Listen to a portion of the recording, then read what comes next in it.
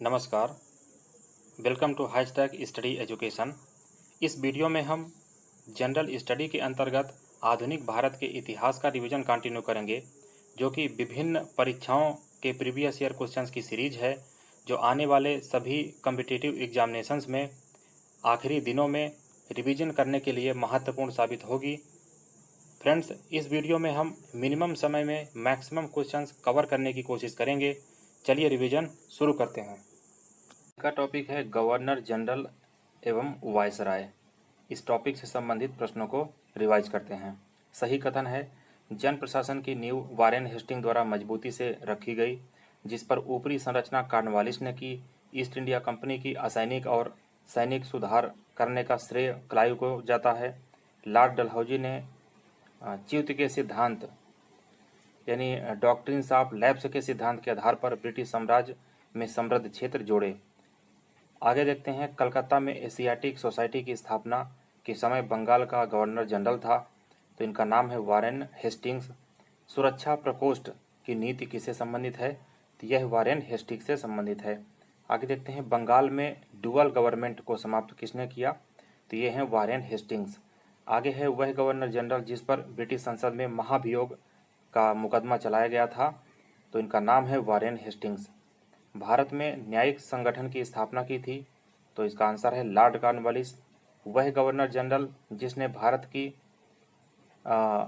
कॉन्वेनेंट civil service of India Bharat में इन्होंने सृजन किया था, जो कालांतर में भारतीय सिविल सेवा के नाम से जाना जाता है, तो यह है लॉर्ड कॉर्नवालिस। यानी लॉर्ड कॉर्नवालिस को भारतीय सिविल सेवा का जनक भी कहा जाता है। आगे देखते हैं, लॉर्ड कॉर्नवालिस की कब्र कहाँ स्थित है, तो यह गाजीपुर में है। 1802 की वसीन की संधि पर हस्ताक्षर हुए थे, तो यह अंग्रेज और बाजीराव द्वितीय के मध्य में हस्ताक्षर किए गए थे। आगे देखते हैं, लॉर्ड बेलेजली की सहायक संधि को स्वीकार करने वाला पहला मराठा सरदार था, तो ये थे पेशवा बाजीराव द्वितीय। आगे है, सहायक संधि को एग्जीक्यूट किया गया यानी क्रियान्वित किया गया, तो यह लॉर्ड बेलेजली के काल में। सहायक संधि व्यवस्था को स्वीकार करने वाला प्रथम भारतीय देशी शासक था, तो ये थे हैदराबाद के निजाम। आगे है, हैदराबाद, मैसूर, अवध एवं सिंधिया में लॉर्ड बेलेजली के साथ सहायक संधि करने वाले राज्यों का सही क्रम है, तो यह क्रम है हैदराबाद, फिर उसके बाद है मैसूर, देन अवध और उसके बाद है सिंधिया। आगे बढ़ते हैं, सहायक संधि को स्वीकार करने वाला पहला शासक कौन था, तो ये थे अवध के नवाब। यहाँ पर एक इम्पॉर्टेंट फैक्ट है, यदि प्रश्न में बेलेजली की सहायक संधि को स्वीकार करने वाले प्रश्न का राज्य का नाम पूछा जाए तो हैदराबाद होगा, और यदि जनरली सहायक संधि को स्वीकार करने वाला बिना बेलेजली के नाम के पूछा जाए तो वह अवध का नवाब होगा। आगे देखते हैं, हैदराबाद के निजाम, इंदौर के होलकर राज्य, जोधपुर के राजपूत राज्य और मैसूर के शासक में से सहायक संधि किसने स्वीकार नहीं की थी, तो ये थे इंदौर के होलकर राज्य, यानी इंदौर के होलकर राज्य ने सहायक संधि को स्वीकार नहीं किया था। आगे देखते हैं, भारतीय राज्यों पर अंग्रेजी प्रभुत्व स्थापित करने के लिए प्रशासन में सहायक संधि का जो सूत्रपात किया था, तो ये सूत्रपात किया गया था लॉर्ड बेलेजली के द्वारा। आगे है, ईस्ट इंडिया कंपनी का राजपूत राज्यों में सहायक संधि करने का मुख्य उद्देश्य क्या था, तो इनका मुख्य जो पर्पज था सहायक संधि के पीछे वह था अंग्रेजों की प्रभुसत्ता यानी अंग्रेजों का डोमिनेंस स्थापित करना। आगे देखते हैं, उस समय जब नेपोलियन की शक्ति के सामने यूरोप में साम्राज्य धराशायी हो रहे थे, तत्कालीन समय में वह ब्रिटिश गवर्नर जनरल जिसने भारत में ब्रिटिश पताका लहराई, तो यह नेपोलियन की शक्ति के सामने यानी उनके समकालीन कौन थे, तो ये थे लॉर्ड बेलेजली। आगे देखते हैं, आंग्ल नेपाल युद्ध, अंग्रेजों और नेपाल के बीच में जो युद्ध किसके शासनकाल में हुआ था, तो ये थे लॉर्ड हेस्टिंग्स, यानी लॉर्ड हेस्टिंग्स के शासनकाल में अंग्रेजों और नेपाल के बीच में युद्ध लड़ा गया था। आगे देखते हैं, कुछ सही सुमेलन दिया हुआ है, तो हेक्टर मुनरो ये बक्सर के युद्ध से संबंधित हैं, लॉर्ड हेस्टिंग्स यह आंग्ल नेपाल युद्ध से संबंधित हैं, लॉर्ड बेलेजली ये चौथे आंग्ल मैसूर युद्ध से संबंधित हैं, और लॉर्ड कॉर्नवालिस ये तीसरे अंग्रेज मैसूर युद्ध से संबंधित हैं। आगे बढ़ते हैं, तृतीय आंग्ल मराठा युद्ध संबंधित है, तो यह लॉर्ड हेस्टिंग्स से संबंधित है। सर थॉमस मुनरो मद्रास के गवर्नर रहे, तो यह टेन्योर है 1820 से 1827 ईस्वी तक। आगे देखते हैं कुशासन के आधार पर जिस गवर्नर जनरल ने मैसूर राज्य के प्रशासन को ले लिया था, तो ये थे लॉर्ड विलियम बेंटिंक। आगे देखते हैं गवर्नर जनरल को तृतीय आंग्ल मैसूर युद्ध से संबद्ध करते हैं, तो तृतीय आंग्ल मैसूर युद्ध से कौन संबंधित है? यह है लॉर्ड कॉर्नवालिस। आगे देखते हैं ठगों के दमन से संबंध था, तो ठगों के दमन से किसका संबंध था? ये थे कैप्टन स्लीमैन। आगे है सती प्रथा पर पाबंदी लगाई गई, तो यह लॉर्ड विलियम बेंटिंक के द्वारा लगाई गई थी। और यह कब समाप्त की गई थी? तो यह ईयर था 1829 में। आगे देखते हैं बंगाल से दासों के निर्यात को रोका गया था, तो यह 1789 में रोका गया था, यानी 1789 में। आगे है लॉर्ड डलहौजी द्वारा अवध का अंग्रेजी राज में विलय किस आधार पर हुआ? तो अवध का जो विलय हुआ था यह कुप्रशासन के आधार पर हुआ था, यानी अवध के ऊपर यह आरोप लगाया गया था कि जो अवध का इंटरनल एडमिनिस्ट्रेशन है वो सही तरीके से नहीं चल रहा।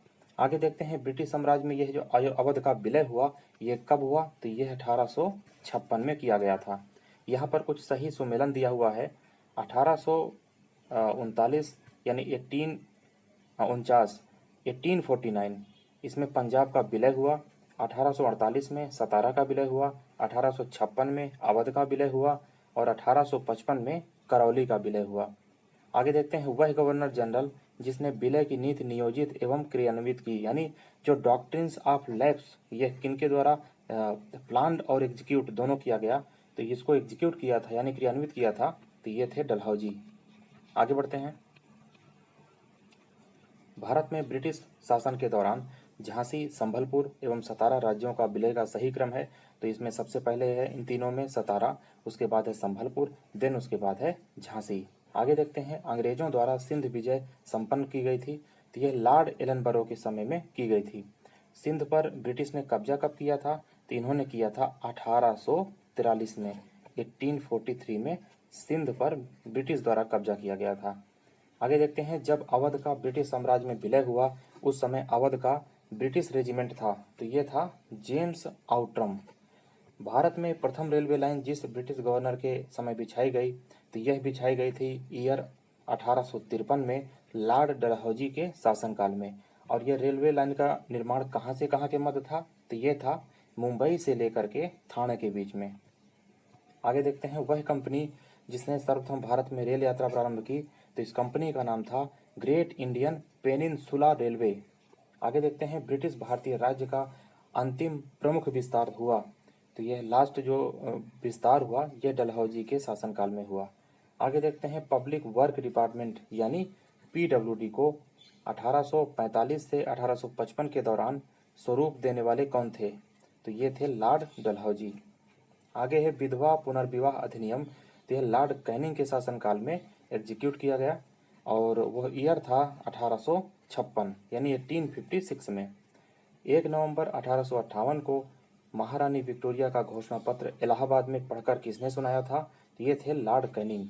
भारत का प्रथम वायसराय लॉर्ड कैनिंग था। अपने पुत्र के स्थान पर दूसरे उत्तराधिकारी को गोद लेने के अधिकार को पुनः स्थापित किसने किया? तो यह 1858 की साम्राज्ञी की घोषणा से किया गया था, यानी जो 1858 में साम्राज्ञी की घोषणा की गई थी उसके माध्यम से इस प्रोविजन को कंटिन्यू किया गया था। आगे देखते हैं महारानी विक्टोरिया को भारत की साम्राज्ञी नियुक्त किया गया, तो ये 1858 को नियुक्त किया गया, यानी ये जो घोषणा पत्र 1 नवंबर 1858 को पढ़ा गया था इसमें ये सारी बातें कही गई थी।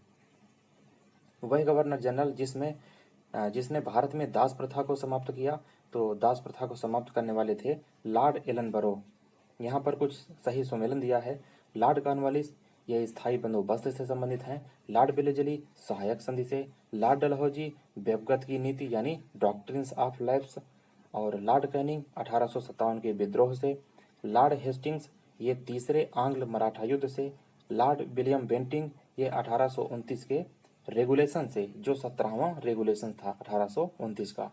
स्थायी बंदोबस्त प्रारंभ किया था लॉर्ड कॉर्नवालिस के शासनकाल में और पेशवाई को समाप्त किया गया था, ये 1818 में समाप्त किया गया था। आगे बढ़ते हैं, सही सुमेरन को कंटिन्यू करेंगे। सर जॉन शोर यह निष्क्रियता के सिद्धांत से संबंधित हैं। लॉर्ड एलनबरो सिंध का विलय। लॉर्ड डलहौजी अवध का विलय और लॉर्ड वेलेजली चौथे आंग्ल मैसूर युद्ध से संबंधित हैं। आगे सही सुमेलन को कंटिन्यू करेंगे। लॉर्ड डलहौजी, इनके समय अवध का विलय हुआ था। लॉर्ड डफरिन, ये भारतीय राष्ट्रीय कांग्रेस की स्थापना हुई थी इसके समय। लॉर्ड विलियम बेंटिंग, इसके समय चार्टर एक्ट 1833 का पारित होना हुआ था, यानी 1833 का जो चार्टर एक्ट है वह लॉर्ड विलियम बेंटिंग के समय पारित हुआ था। लॉर्ड लिटन, इसके समय द्वितीय आंग्ल अफगान युद्ध का प्रारंभ होना, यानी कि दूसरे आंग्ल अफगान युद्ध का आरंभ हुआ था लॉर्ड लिटन के टाइम में। आगे देखते हैं वह गवर्नर जो चतुराईपूर्ण निष्क्रियता की नीति के साथ जुड़ा है, तो ये हैं जॉन लॉरेंस। भारत में अंग्रेजों के समय जो पहली जनगणना हुई थी तो वह हुई थी लॉर्ड मेयो के शासनकाल में, और यह 1872 में प्रारंभ की गई थी। आगे देखते हैं वह वायसराय जिसकी हत्या अंडमान निकोबार द्वीप में हुई थी, तो ये एक दंडित अपराधी द्वारा की गई थी, और ये हत्या किसकी हुई थी, तो ये थे लॉर्ड मेयो। अफगानिस्तान के प्रति एक जोश भरी अग्र यानी फॉरवर्ड नीति का अनुसरण करने वाला गवर्नर जनरल कौन था, तो ये था लॉर्ड लिटन। भारत का वायसराय जिसने सबसे ज़्यादा शासन किया, तो ये कौन है, इसमें है लॉर्ड लिनलिथगो हैं और लॉर्ड कर्जन हैं। आगे देखते हैं भारत में स्थायी स्वायत्तशासी संस्थाएं 1882 में सशक्त की गई थी, तो स्थानीय जो संस्थाओं को सशक्त किया था तो ये थे लॉर्ड रिपन। आगे देखते हैं एल्बर्ट बिल विवाद का संबंध किससे है, तो इस बिल का जो विवाद संबंध था तो वह था यूरोप के लोगों के मामले की सुनवाई करने के लिए भारतीय न्यायाधीशों पर लगाई गई अयोग्यता को हटाने से संबंधित। आगे देखते हैं महिलाओं तथा बच्चों की कार्यावधि के घंटों को सीमित करने तथा स्थानीय शासन को आवश्यक नियम बनाने के लिए प्राधिकृत करने के लिए प्रथम फैक्ट्री एक्ट का अधिग्रहण किया गया था। तो प्रथम फैक्ट्री एक्ट का जो अभिग्रहण हुआ था तो यह किसके कार्यकाल में हुआ था, यानी फैक्ट्री एक्ट को जो एग्जीक्यूट किया गया था तो यह लॉर्ड रिपन के शासनकाल में किया गया था। भारत में भारतीय स्थानीय स्वायत्त शासन का जनक यानी स्थानीय स्वशासन का जनक किसको कहा जाता है, तो यह लॉर्ड रिपन को कहा जाता है। सही सुमिलन सूची 1 को सूची 2 से करेंगे। क्लायू, ये बंगाल में दोहरा शासन से संबंधित हैं। बेंटिंग अंग्रेजी शिक्षा से। चार्ल्स मेटकाफ, ये प्रेस पर प्रतिबंध हटाने से। लॉर्ड विलियम बेंटिंग, ये 1829 सती प्रथा के निषेध से। लॉर्ड रिपन, ये स्थानीय स्वशासन से। और लॉर्ड कर्जन, ये बंगाल के विभाजन से, जो कि 1905 में हुआ था। आगे बढ़ते हैं। भारतीय पुरातत्व सर्वेक्षण की स्थापना हुई थी, तो यह लॉर्ड कर्जन के शासनकाल में हुई थी। प्राचीन स्मारक संरक्षण एक्ट पारित हुआ, यह लॉर्ड कर्जन के शासनकाल में हुआ। भारत में कर्जन के प्रशासन की तुलना औरंगजेब से की थी, तो यह किसने की थी, यह गोपाल कृष्ण गोखले के द्वारा ऐसा कंपेयर किया गया था। आगे देखते हैं भारत में ब्रिटिश साम्राज्य के दौरान Lord Curzon, Lord Chelmsford, Lord Hardinge, Lord Irwin वायसरायों का इनका जो सही एक क्रोनोलॉजिकल क्रम है, यानी काल क्रमानुसार जो ऑर्डर है, तो सबसे पहले हैं लॉर्ड कर्जन, इसके बाद है लॉर्ड हार्डिंग, देन है लॉर्ड चेम्सफोर्ड और देन है लॉर्ड इरविन। आगे देखते हैं फूट डालो और राज्य करो की नीति अपनाई गई थी, तो यह लॉर्ड कर्जन द्वारा अपनाई गई। वह गवर्नर जनरल जिसने सबसे पहले पृथक निर्वाचक मंडल की व्यवस्था मुसलमानों को जीतने व उन्हें कांग्रेस के विरुद्ध करने के लिए इस्तेमाल किया था, तो ये थे लॉर्ड मिंटो। आगे देखते हैं भारत का एकमात्र यहूदी वायसराय कौन था, तो ये था लॉर्ड रीडिंग। यहाँ पर कुछ सही सुमेलन है।